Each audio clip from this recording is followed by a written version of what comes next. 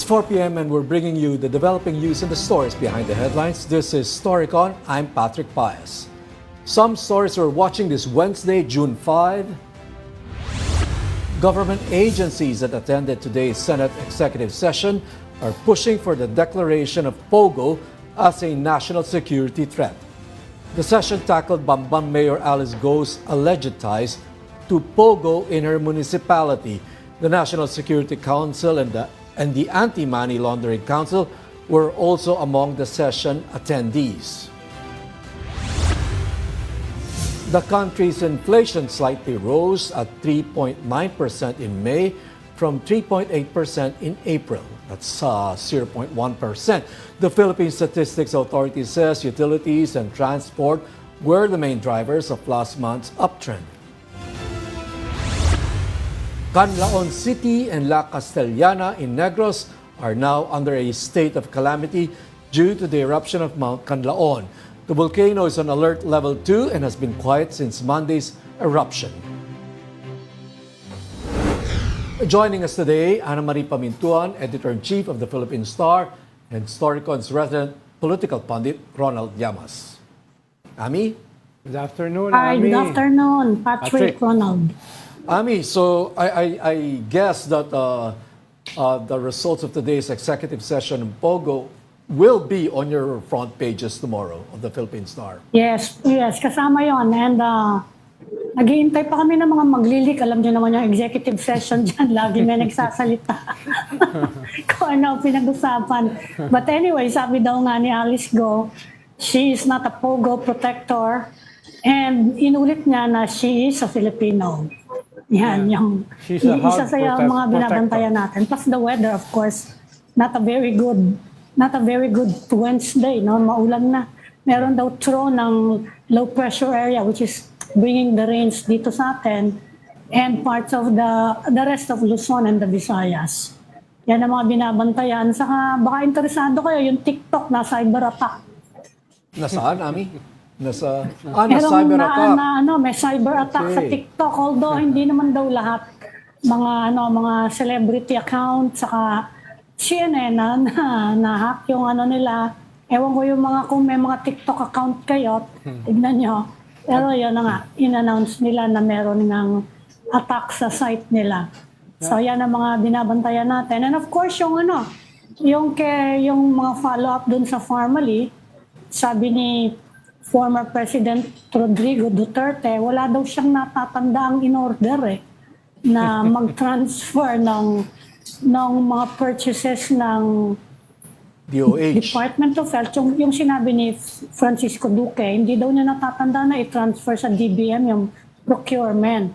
Which is strange, no? Dahil pinirmahan niya yung Bayanihan Act. Ami, nakita mo ba yung kay Kwan? naman ni Sal Panelo, sabi niya, si Sal Panelo, the Chief Presidential Legal Counsel, natatandaan niya na meron ng ganon to facilitate nga yung emergency procurement. Hindi rin niya natatandaan yung gentleman's agreement Diba? Hindi, parang hindi lang niya maintindihan yung ibig sabihin ng gentleman's agreement. Hindi, Pero when nga, you listen to him, mukhang meron ng usapan, di ba?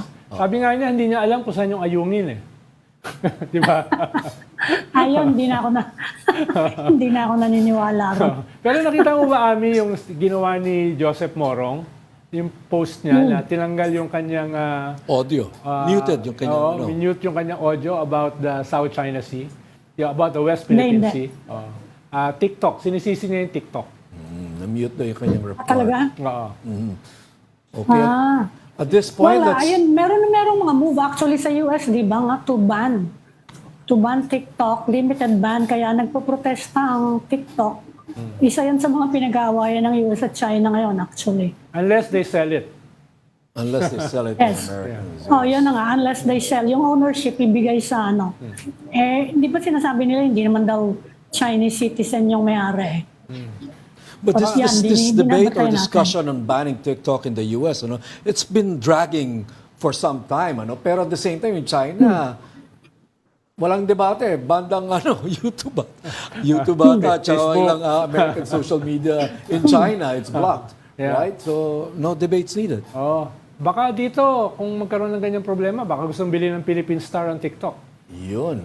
Ha? Sana nga. Ay, nag-resign nga yung ano nila. Well, hindi ko alam kung nag-resign, kundi magpapalit siya ng head sa Philippines. Ang TikTok, at hindi ko pa na-chismis kung bakit.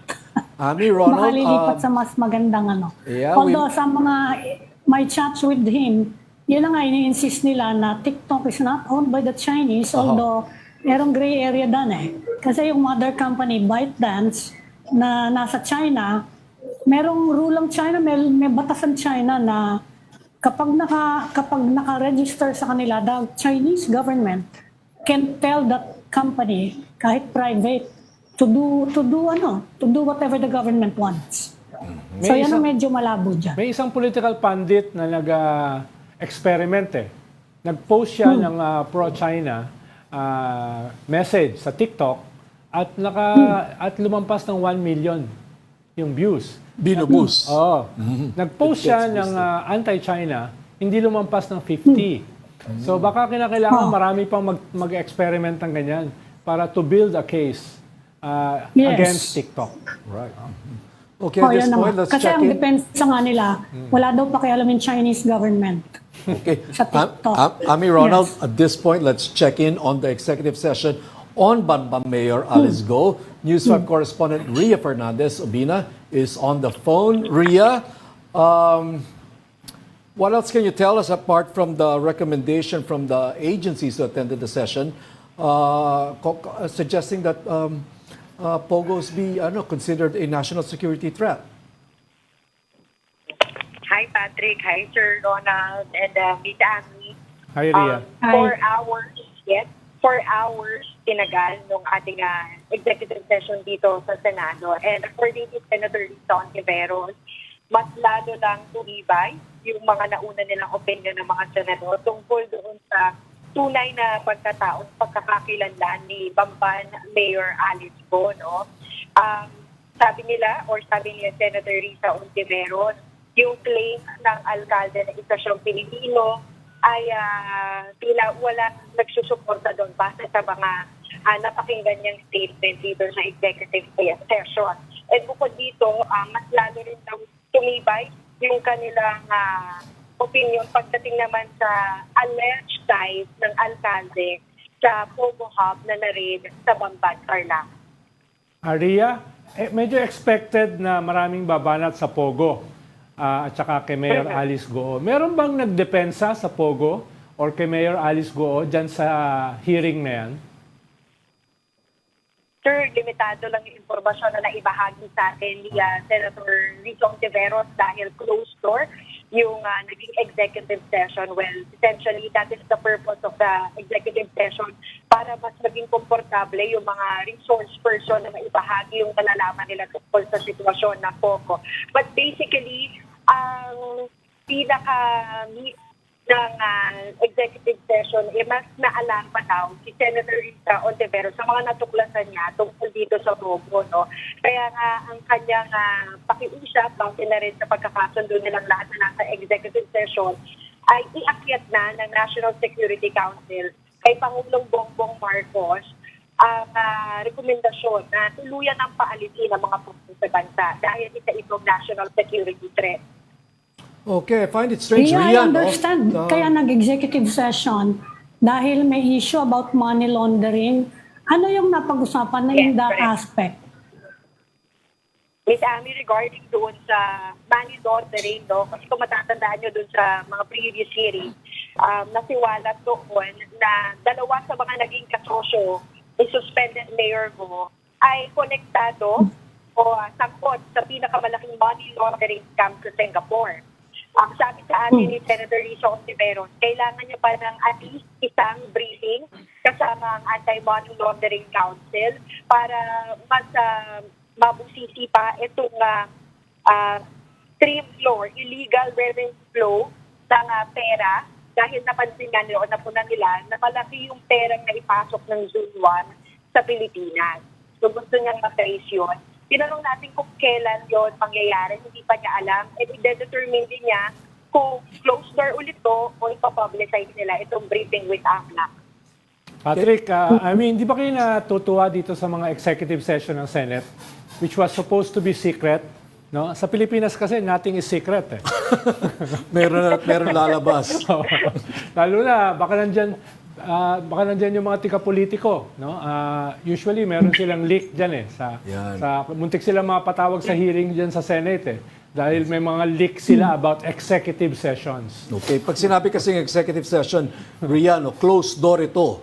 So I wonder, how did we get this information regarding POGOs being considered or seen by the National Security Council as a security threat? Well, yung information na yan ay nanggaling mismo doon sa hepe ng komite, doon sa nanguna sa executive session na si Senator Rita Ontiveros. Okay. So, ang sabi lang niya, parang mas na-strengthen niya yung kanilang mga information regarding POGO na nagagamit ito sa krimen at yun nga yung sa money laundering. No? Kaya nga, it's high time, aside from money laundering, cybercrime at saka doon sa national security issue. No? So kaya it's high time na raw para itag ang mga POGO bilang national security threat. And kasi sa Senado daw po, meron ng committee report, no? Pero ang nakikita fastest course of action ni Senator Rita Ontiveros ay yung kilos magmumula na sa executive branch ng government. So, kumbaga, the ball is already in the hands of the President. Total, nabanggit na naman daw niya ng maraming benefits sa Pangulo. So, maganda daw na i-raise na o sabihin na ng direkta ng National Security Council, i-recommenda na isang national security threat ang mga POGO sa bansa. Okay, I understand, Ria, that the Mayor Go, was not invited dun sa closed-door meeting, pero her lawyer went to the Senate. For what purpose was this? That is correct. Habang bumubulong yung executive session, ay nagsumite, personal na nagsumite ang mga abogado ni Mayor Go ng isang liham para kay Senator Rita Ontiveros. So, nung binasa natin yung 7-page na letter ni Mayor Go na isinubita nga ng kanyang mga abogado, saka saan doon yung kanyang mga explanation tungkol doon sa mga aligasyong ipinukol sa kanya. So kasama doon yung alleged ties niya sa POGO or bilang protektor ng mga POGO, kasama rin doon yung kanyang pagkatao, nationality, and even yung sinasabing tunay niyang nanay na si Wendy Ling na sinasabi niya bakit sa sulat niya kay Senator Risa na kinakasama lang at business partner ng tatay niya dahil naninindigan siya na base doon sa birth certificate niya, ang nanay niya ay si Amelia Leal at isa siyang Pilipino. So, kumbaga kung ano yung mga narinig natin sa pagdinig, sa nakaraang pagdinig, isinulat lang niya in detail sa liham. We have some information here, Ria, that yung tatay ni Alice Go at saka yung nanay niya are no longer in the country. Can you elaborate on this? Well, sabi nga ni Senator, tinanong din natin kay Senator Rita Ontiveros kung papaano ba yun, no? Kasi in the past hearing, the senators are keen on having the father and the mother of Mayor Go to be present in the hearing, in the next hearing, para matapos na yung mga tanong nila tungkol sa identity ng alkalde. Kaya lang, may informasyon ng gano'n na wala dito sa Pilipinas. Yung tatay ni Mayor Go and yung nanay nga, alleged nanay ni Mayor Go. Pero sabi niya, Senator, magandang makadalo sila sa pagdinig para once and for all yung mga tanong nila regarding Mayor Alice Go ay matugunan na o masagot na. Okay, Ria, aside Ria, from the yung invitation was sent to the mayor, hindi ba? Did she not show up o authorized ba? Okay ba sa Senate na ang pinadala na lang niya abogado niya? Pwede bang sabihin na she snubbed the hearing? Miss Abby, dito sa executive session, we personally asked Senator Risa if invited si Mayor Go. Ang sabi niya sa atin, hindi daw. So, sabi yung mga law enforcement agencies lang yung dumalo dito sa executive session kasi nga gusto niyang mas maging komportable, mas makalsal o makupay yung mga dapat yukayin tungkol sa tunay na sitwasyon ng mga POGO sa bansa. For Mayor Go, she will be invited again to face the Senate hearing sa mga susunod na pagdinig. It's just that kailangan daw muna magkaroon ng briefing with AMLAC bago mangyari yung pagpapatuloy ng mga public hearing. Okay, maraming salamat, Ria Fernandez. Maraming salamat, Ria. Thank you. Thank you, Ria. Okay, that was News 5 correspondent in the Senate, Ria Fernandez Obina. Executive session, pero kahit pa paano may leak. Would you consider that a leak? It's medyo broad yung statement. It was just one statement na the National Security Council, at least from their meeting with the National Security Council, they are convinced. Hindi ko alam the Senate yung is rules convinced sa executive session, no? Gano'n ka-strict. Pero nakita naman natin in the past na very loose yung information at maraming lumalabas. Okay, Nagwala nga dati but normally anonymous yung source. At this time, the source is the chairman of the committee, Senator Rizal Ontiveros. Usually, last time na naalala ko, nagreklamo mismo si Senator Jinggoy at ipapatawag daw yung politiko sa hearing, no? Dahil dun sa, panyata yan, alleged plot, yung mga previous alleged plots to oust the Senate President. So, nag-leak daw, etc. Pero hindi naman natuloy. Hindi naman yata natuloy. Pero natuloy rin. Natuloy rin. Eventually. Hindi natuloy noon, pero natuloy rin. Oo. So, natatawa ako dyan sa mga executive session na ganyan. But Senator Rizal Ontiveros trabaho ng mga trabaho ng mga PhilStar na alamin yung mga executive session Hindi, na yan. sabi ko nga, baka kinukulit siguro, Patrick, nag-cover ka sa Senate. Alam mo naman, kulitan yan eh. nangungulit siguro yung mga journalist eh. Right. Susubuan ka dyan ng mikropono. Sige na naman, konti lang kahit ano nangyari. Tapos kaya siguro nagsalita. Yung mga ilang salitang binitiwan, malaking story na yan. Kaya natin pa extend ng malaking story. Oo. Yan talaga. But in fairness, it's not a lot of details coming out of that executive session. Yes. Not yet. Not yet. Bago, sariwang-sariwa pa eh. Baka bukas, mas marami. Abangan.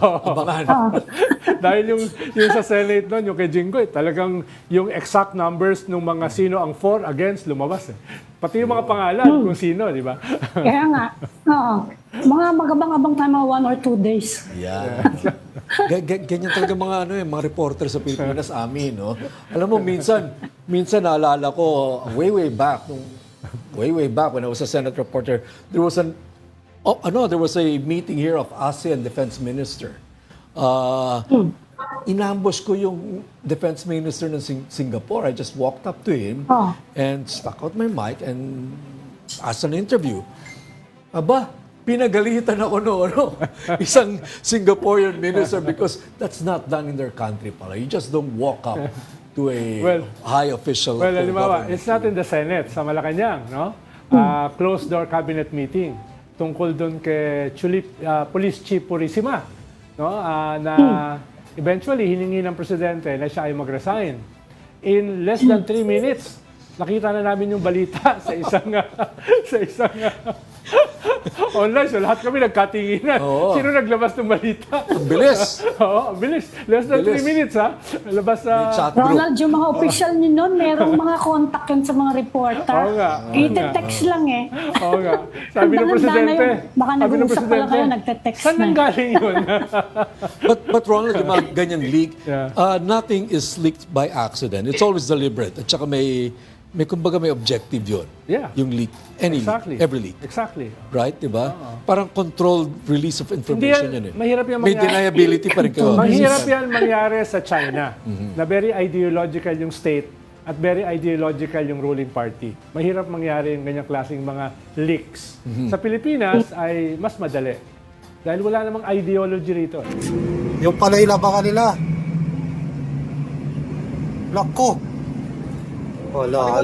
Lapitan nyo kagad yung lapitan nyo kagad Kinuha nila yung para drop. yung item kagad, lapitan nyo, yung item. Ayun yung item Talihan, lagat nila. Yung item yung lapitan nyo, yung item. Oh, may nahulog.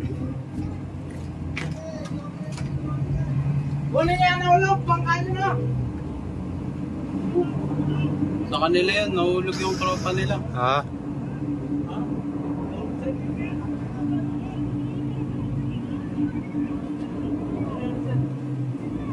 Nahulog. Yung item, kunin nyo, yung parachute, kunin yung parachute. Lako.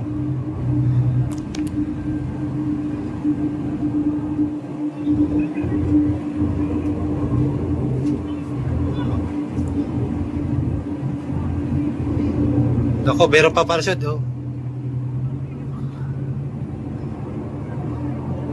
Loko to.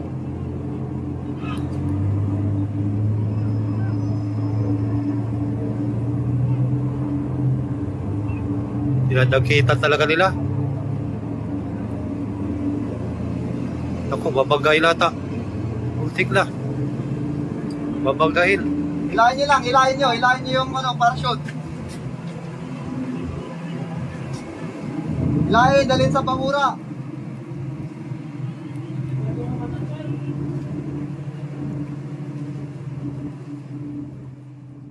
It's like patintero. Yeah, it's a child's game. It's a child's game. Hello, Amy. With us here in Studio 10 is Ray Powell. Okay, he is of Project Sea Light, a maritime transparency project at the Stanford University. For those of us who follow his handle on X, the former Twitter, it's Gordon, not Ray.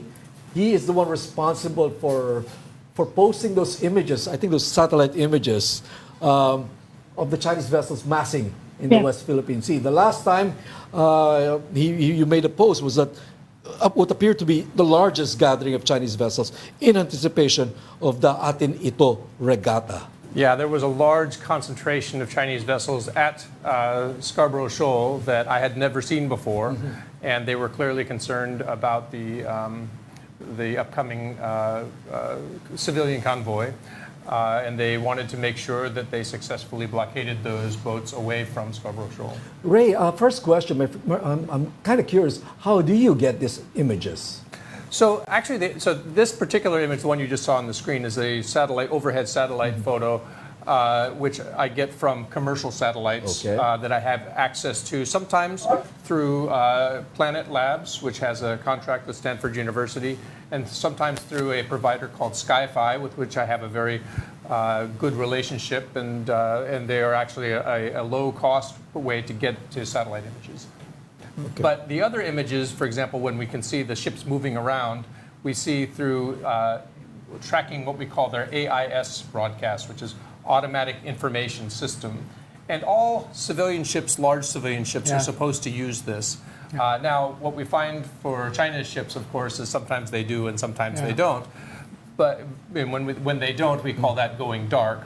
So that allows us to see a lot of what's happening in the West Philippine Sea. And what's the interest of Sea Light in trying to highlight these activities of the Chinese Coast Guard and Chinese Navy? So Sea Light is a maritime transparency project, and so we just truly believe, we're very mission driven, we believe that when you eliminate the grayness of the gray zone, when you basically turn on the lights and show the world what is actually happening, that a lot of the things that happen in the gray zone, like harassment, like coercion, like illegal fishing, these things are exposed and then they can be dealt with. And when you don't see that is when they thrive and they can do whatever they want. What do you say about your detractors who say that this transparency project of yours, this Mushu project, is similar almost to a QAnon conspiracy, no? With superpowers manning it or running it. I first heard about it late last year, but I think they've been talking about it much longer, no? Yeah. So my first impression is, what's wrong with transparency? So I would. So first of all, I get lots of different accusations. Some is that I work for naval intelligence, and the funny thing is, I was in the Air Force. I actually don't have a connection to the Navy, although they have correctly noted that the Gordian Knot Center, which is the center that hosts Sea Light, or that Sea Light falls under, has in the past received some money from the Office of Naval Research. Unfortunately, Sea Light does not get any of that particular money. Not that I would be happy to get money. If anyone has money, I'm happy to take it. But no, we are actually an all-volunteer organization. And that's very hard to disprove, right? I mean, it's very hard to disprove. If somebody accuses you of getting money that you don't have, how do you prove that you didn't get money, right? But I mean, almost everybody who works for Sea Light is a volunteer. Actually, everybody who works. I will say this, the only people who receive any money whatsoever is there is a very small number of students at Stanford University who are getting very small stipends so that they can cover their costs if they do research with the Gordian Knot Center. But as a concept, no, what's wrong with transparency? I'm big on transparency. Obviously, that's my favorite thing. So, I mean, it's generally the bad things tend to happen in dark places. And so I'm a fierce advocate of transparency. I'd like to see transparency in government. I like to see transparency in the maritime gray zone, which is what I cover. So, I understand that CLEC was Mr. brought Powell, about. Yes, yes, you're Amy. talking about maritime gray zones, and other countries have expressed concern about this. Not just the US, there's Japan, Australia. Are you seeing similar gray zone operations in other parts of the world? yes, the answer is yes. Ami, we see them in the East China Sea, for example. You also see there are huge parts of. So we recently were talking on our podcast that I do back in the States with Ian Urbina, who runs something called the Outlaw Ocean Project. And what he has gone all over the world doing reports on illegal fishing, human rights violations. The thing about the maritime gray zone is it is a perfect place for bad things to happen because nobody is watching you, right? You're often in international waters, you're often in ungoverned space. So it is a problem globally.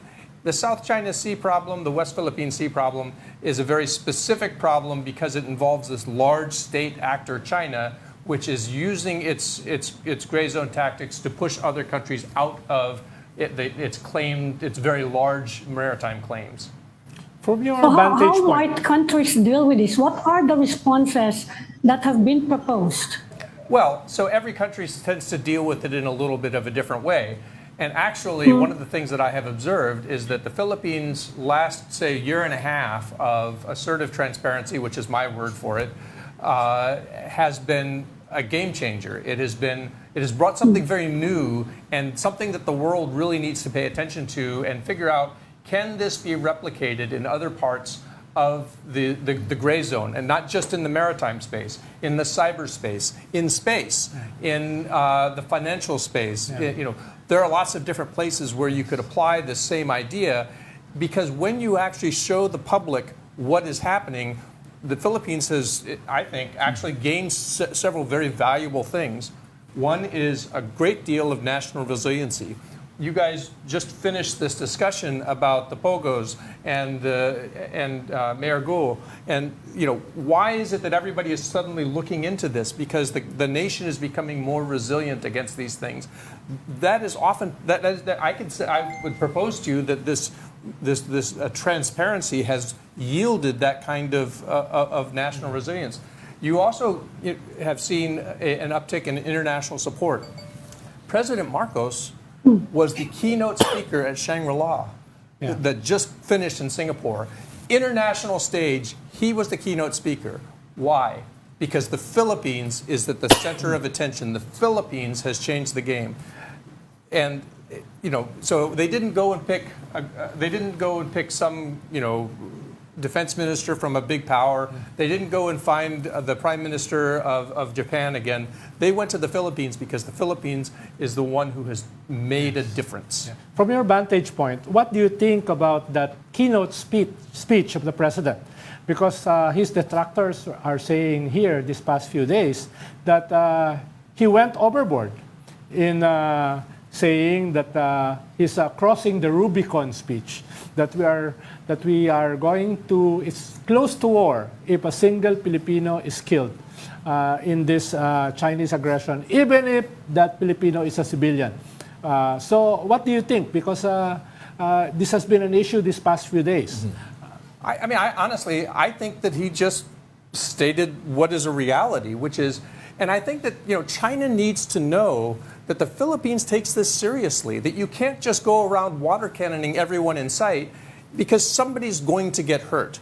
They are considered to be non-lethal weapons, but that doesn't mean they can't kill somebody, right? So he's just trying to send a message. Now, he didn't say he was going to war. The question, he was answering a question about red lines, about whether or not this would be considered an act of war. And he said, look, we're getting close to that, right? And that's a real concern, right? What happens then to the discussion? Does it mean that everybody's going to go to war? Of course not, right? But what it means is we take this into a whole new space. I could easily see this creating quite a diplomatic crisis. Yeah. Do you see China sort of stepping up its activities or its aggression?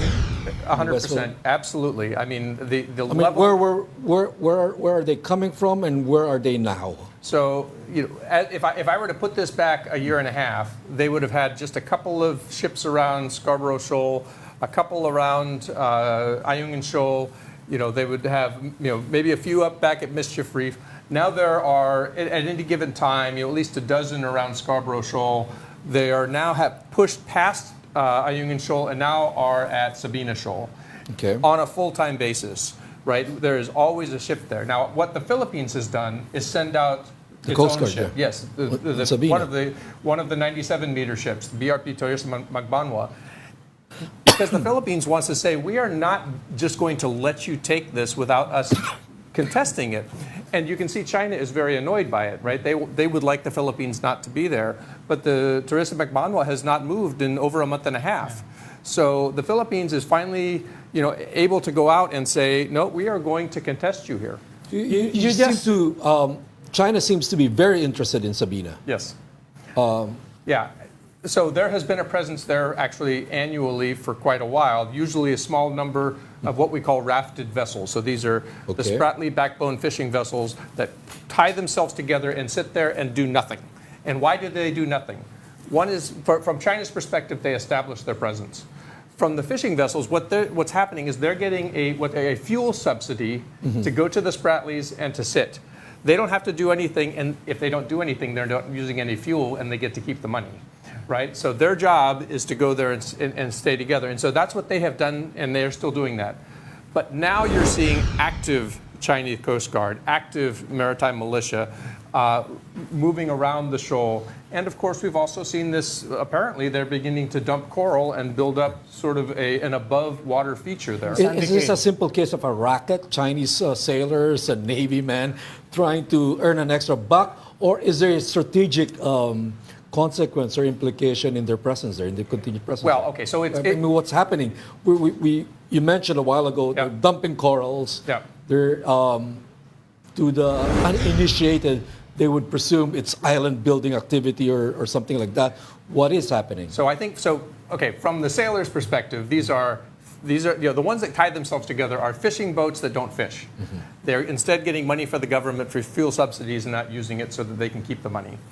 But they are doing that because the Chinese state wants them to do that. Because what they're doing is over time, you say, okay, we have these vessels there, and over time we can say we've always been there, and everybody knows it's ours because we've always been there. It's occupation. Exactly. And then over time they can, so now they dump coal, right? And then they take something that used to be below water, and now it's above water, and they can say, look, this is territory. Yes. And we claim this territory because this is Chinese territory. Yes. You know we've always been there because our boats are all tied together there.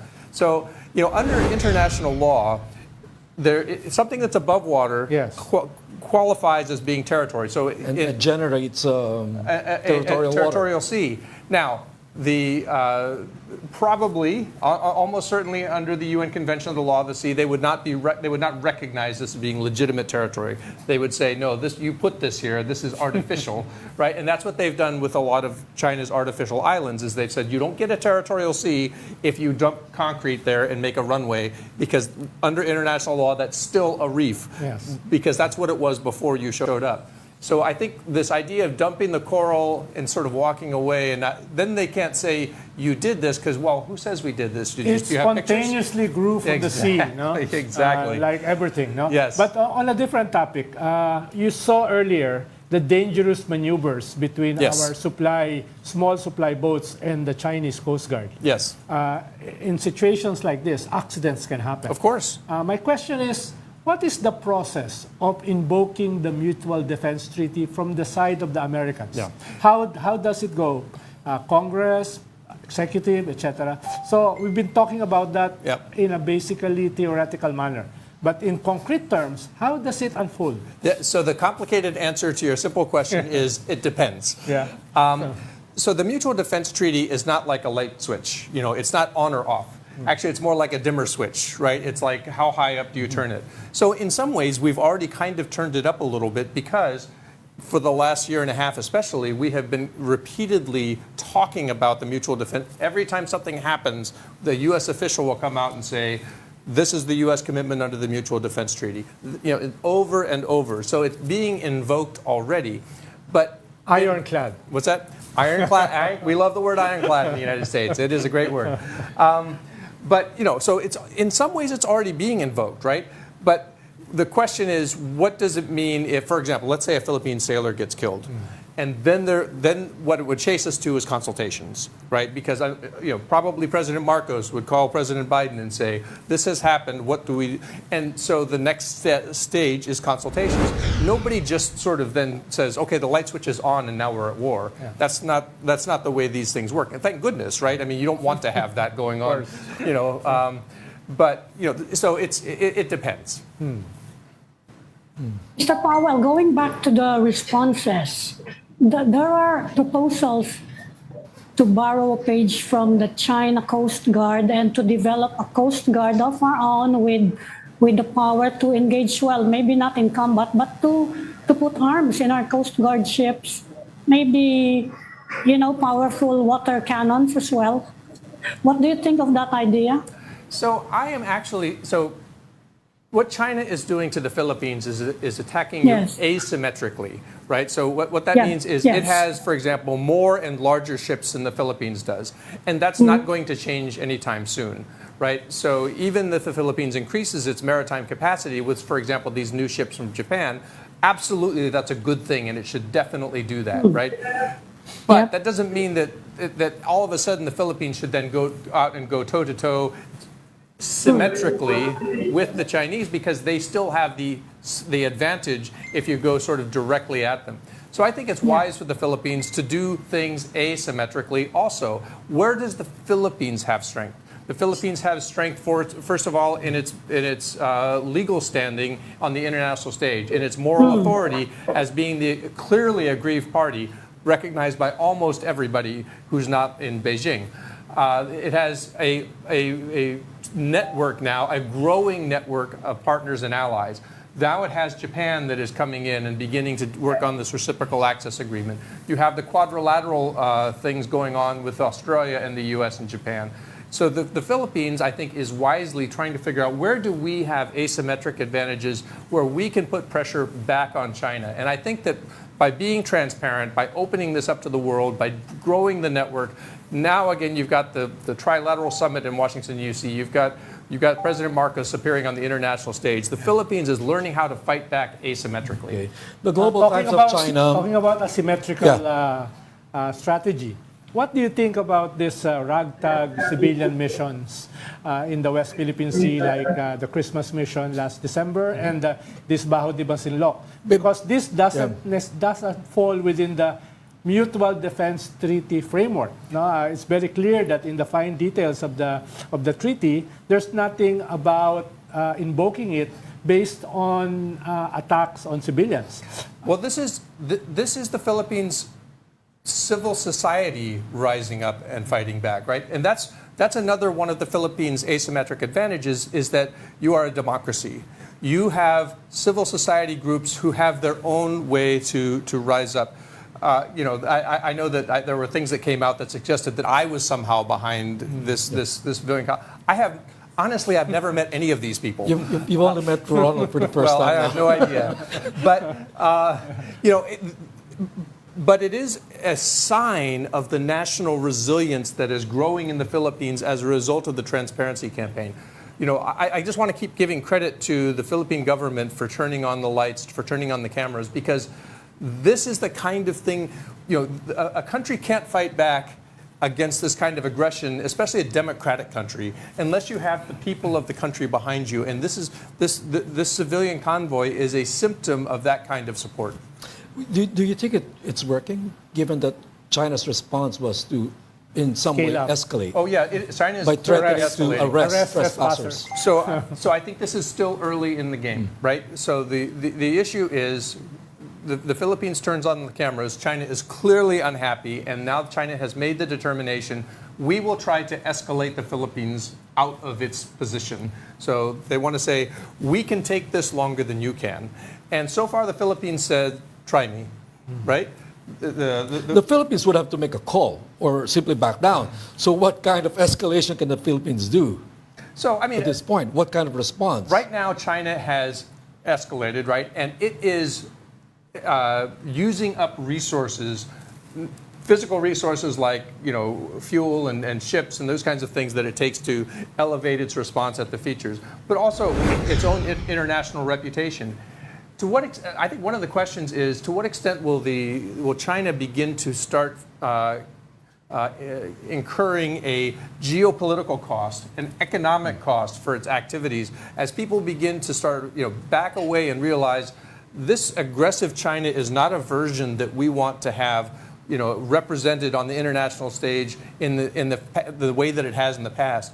And at some point, what I think the Philippines will hope for is that China will change course and say, okay, this is not working in China's national interest. That's the Mr. wish. Powell, That's the wish what do you think of the Philippines turning it into an environmental issue? Because that's what some of our government officials are now considering, on top of the arbitration, of course. Filing We a are new going to case. file an environmental complaint. You think it has any chances?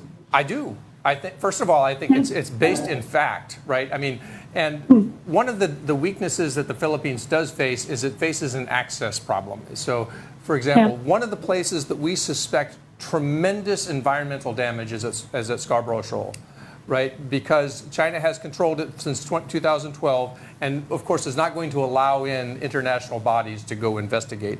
But we know that China's giant clam harvesting is an extremely destructive practice. We've seen this reported over and over again. Yes. This is where they go in, they go deep into the reefs. They don't just pull the giant clams out, but they spew the residue all over the reef, which kills off great parts of the reef. So this is something we know happens. We know China has been doing this and continues to do this to this day. And if the Philippines is able to get enough evidence, I think it has a great potential to make a difference on the international stage. And these giant clams are in older case we than win, all our age the put case, together. what might be the consequences for China? Well, In case we win an environmental complaint. So, of course, what we've seen in the past is that China ignores the rulings, right? They say this does not apply to us. So I think that China will be tempted to do the same thing again. But what happened from the 2016 arbitral tribunal ruling? Certainly, China ignored it. But almost the entire world recognizes that the Philippines was right. People talk about this everywhere in the world. The Philippines it was clearly ruled in the Philippines' favor, and people everywhere else refer to this as being legally binding. So, this is another example of asymmetric, a response. So, relying on the Philippines' legal and moral authority by being the aggrieved party, by representing the truth, I think is an advantage in favor of the Philippines. So you would consider transparency, all these transparency initiatives, including Atinito or the government, our Philippine government's own measured transparency, I think that's their term. Do you see this as our own gray zone strategy? Is it having an impact on China in a positive way? Yeah.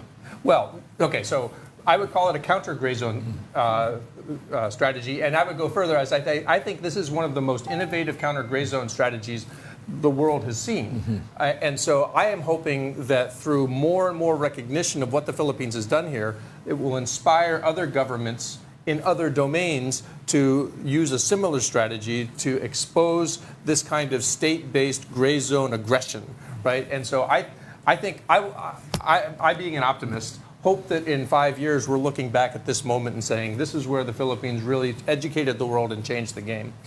The question of what is China doing in response right now? Again, China is not listening; they are escalating. The question is, at what point does China reach the point where it says this escalation is not working to our favor? Our national interests are not served by trying to push and push and push so aggressively on every front to where it's costing us everywhere else in the world. Yeah, because, Ray, Chinese society, it's a closed society, remember. I don't think they're big on transparency. No. So No. maybe transparency is not the best way, maybe, to convince the Chinese to step back or take it down a right. notch. So the question is, who are you trying to reach, right? And as you say, their information environment does not allow the truth to get into China. They get to see what the Communist Party wants them to see. So that really you're dealing with ultimately with an audience of one in Xi Jinping, right? We know that he is the ultimate decider there. Okay. And so what you're trying to do is you're trying to get him to the point where he says, China's national interests are not served best this way. We are paying too high a cost internationally. We have other things we want to do. Why are we spending so much time sort of running into the wall here in the West Philippine Sea when all we have to do is turn the temperature back down? So in some ways, it's easier because all you need to do is convince one person. Exactly. Exactly. Yes. Or- Now, he's not the easiest person to reach. or your main audience is your own population, and then the allies, Yeah. and then the world. Okay. Right. Now, talking about the world, allies, and for sure the Western world is on this. But I'm not so sure whether it is working. It is helping convince, let's say, transparency. This transparency initiative is helping convince our neighbors within ASEAN. Yeah. Well, I think They you're seem right. to have a different mind on this. I agree. And, you know, I mean, many of the ASEAN nations for many years have tried to lay low and, you know, believe that they are sort of managing the China situation. So several things happened. One is I think that the Philippines situation just turned more urgent because of a couple things. One is geography. A lot of these features that we're talking about are in the Philippines EEZ, Exclusive Economic Zone. Vietnam and Malaysia and Indonesia and Brunei do not have a large Chinese military base like Mischief Reef in their exclusive economic zones. That's something unique to the Philippines. They are not facing a blockade of one of their military outposts at Ayungin Shoal like the Philippines is. Nothing like that is happening to any of China's neighbors. Other neighbors. To Ronald's point, Yep. that's the point he's been making So- vis-a-vis other ASEAN countries, So right? if another ASEAN country wags their finger and says, why can't the Philippines be smart like us? Say, Right. okay, wait till China blockades one of your military outposts and then come back and talk to me, right? Wait until they won't allow your fishermen to go to one of their major important fishing grounds that feeds an entire coastline and provides food security for your nation and see if you're quite so sanguine about, we can manage them. So, the Philippines geographically does have a harder problem than those countries. But Mr. Powell, do you actually see ASEAN changing its stand on the issue? I see ASEAN It's been several Continuing where decades they are. already. I Yeah. don't remember them ever supporting the Philippines. I think that the administration here is wise to look elsewhere. Not that you don't keep making the case to ASEAN, you have to do that. But I think expecting ASEAN to come through. So, for example, on the Code of Yes. Conduct on the South China Sea, I honestly believe that will never, ever, ever be a thing. Yes. Because it is simply the interests are too divergent. So why do we talk about a code of conduct? Because the Declaration of Conduct that was signed in 2002 has not been enforced. It is unenforceable, and so they said, well, we need an enforceable one. Well, who's going to enforce that? Will China allow anyone not named China to enforce it? Yes. Right? So how are you going to come to an enforceable code of conduct? Yes. So I think that ASEAN will remain an important forum for many things, but not for this. Yes, but So should ASEAN, we the be member invoking countries of ASEAN ASEAN centrality? also changed positions. Is it a good idea? Like Malaysia during the time of Mahathir was very critical of China. No? Unlike now during the time of Anwar Ibrahim. Singapore shifts position. Sometimes more critical, sometimes less critical. Vietnam is now organizing a strategic partnership with the US. Yeah. That has never happened before. Thailand is similar to Singapore. Sometimes shifting here, sometimes shifting there. Indonesia also has moments vis-a-vis China where they even bomb Chinese vessels in the middle of the sea, the poachers. Right. But of course, Prabowo is still a question mark. Sure. Yeah. So even ASEAN, even if now Yeah. they're more sympathetic Yeah. or more not really pro-China, Yeah. but more anti-engagement with China. At particular moments, the members of ASEAN also change Yes.